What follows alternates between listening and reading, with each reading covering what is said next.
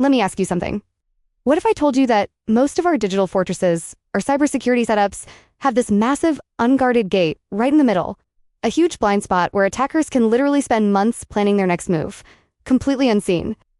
Well, that's the hidden security gap we're going to explore today, and more importantly, we're going to see how to fix it.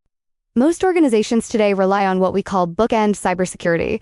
You have strong protection at the perimeter with firewalls, endpoint security, and protection at the very end with backup services. But most don't see that huge gap right there in the middle. That's what we're talking about, the unprotected middle, the unguarded space. Building a bigger wall around your network doesn't cut it anymore.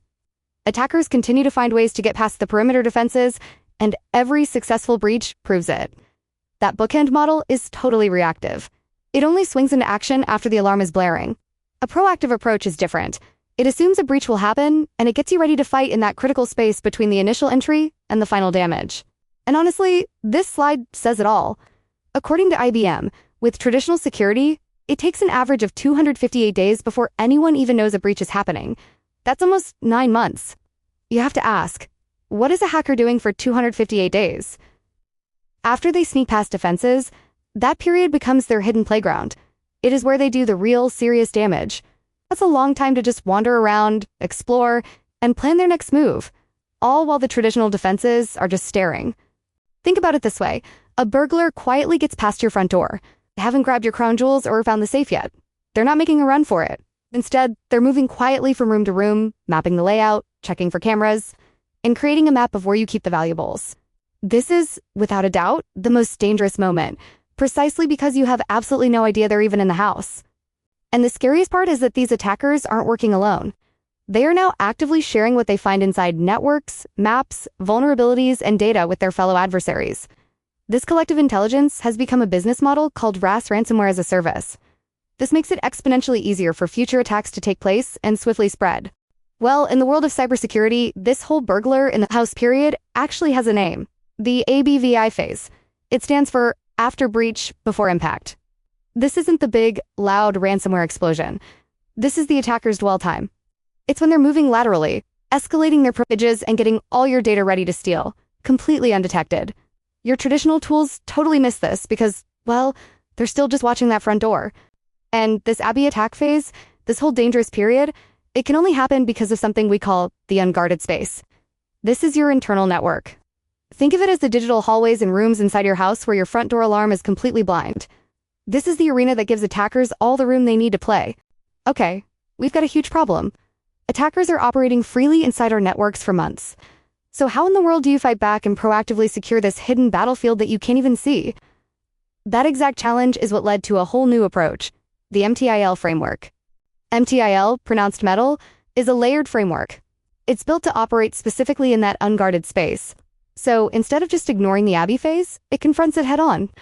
The goal is to actually turn the attacker's presence against them. This whole strategy is built on 3 pillars. First, proactive prevention at the edge. Then, it moves to the core for real-time signaling, disruption, and containment of anything that slips through.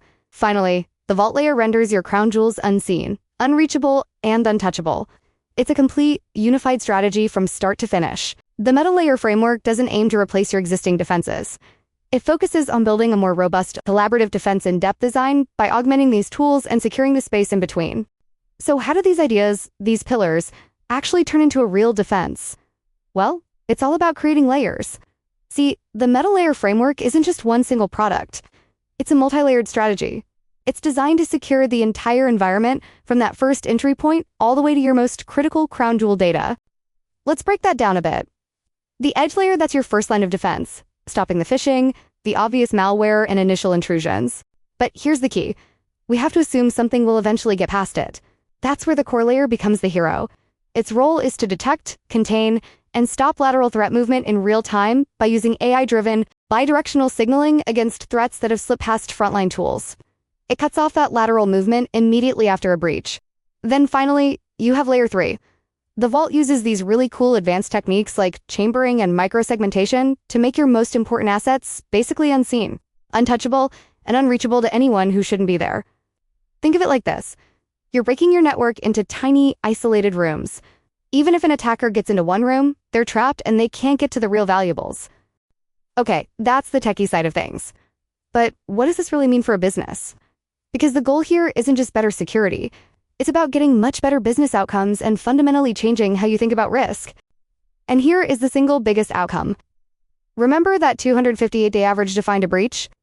By actively watching that unguarded space, your detection time gets slashed from months to minutes. Honestly, the difference between an attacker having 9 months inside your network versus 9 minutes, that's everything. That is the difference between a minor incident and an absolute catastrophe. And it really is about more than just speed. It means you can finally stop the threats that your perimeter tools were never even designed to catch. It means keeping the lights on and maintaining uptime, even during an active intrusion. For your security team, it means far fewer false positives and much less alert fatigue. And here's the game changer. A strong post-breach strategy reshapes the entire business risk conversation. It makes you a much better bet for things like cyber insurance and meeting compliance standards. And look, this isn't just some theoretical idea. The U.S. Cybersecurity and Infrastructure Security Agency has said that perimeter-only defense isn't effective anymore. They specifically recommend techniques like microsegmentation as essential for stopping attackers from moving laterally inside a network. That principle is a core part of the Metal Vault layer. When the top government cybersecurity agency is drawing attention to the same tactics, you know the game has fundamentally changed. So, ultimately, this whole approach is about shifting your organization's entire posture. You move from being a predictable target to becoming a hardened deterrent. Because when attackers realize they have absolutely no room to move around inside your network, they'll just go find someone else who's an easier target. What's more, the Metal Layer framework aligns directly with the industry's gold standards. We're talking about the NIST and MITRE attack frameworks, essentially the global playbooks on attacker tactics. That means you're operating with a structured, proactive methodology built to intercept threats already maneuvering in the A.B.B.I phase. And more importantly, helping you cut them off before they find your network's unguarded space and before they can ever impact your business. And that brings us to a final question, one to ask about your own organization. Is your security designed only for what happens before the breach, or for what's already moving inside past the front door? Because, as we've just seen, what happens inside is what truly defines whether you win or lose the battle.